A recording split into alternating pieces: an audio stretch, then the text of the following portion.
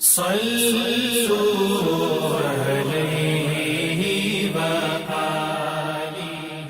اکرم صلی اللہ علیہ وآلہ وسلم نے وحی کے رک جانے کے زمانے کے حالات بیان فرماتے ہوئے کہا کہ ایک روز میں چلا جا رہا تھا کہ اچانک میں نے آسمان کی طرف ایک آواز سنی اور میں نے اپنا سر آسمان کی طرف اٹھایا۔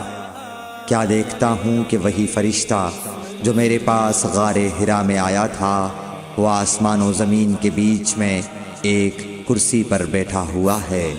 میں اس سے ڈر گیا اور گھر آنے پر میں نے پھر کمبل اوڑھنے کی خواہش ظاہر کی۔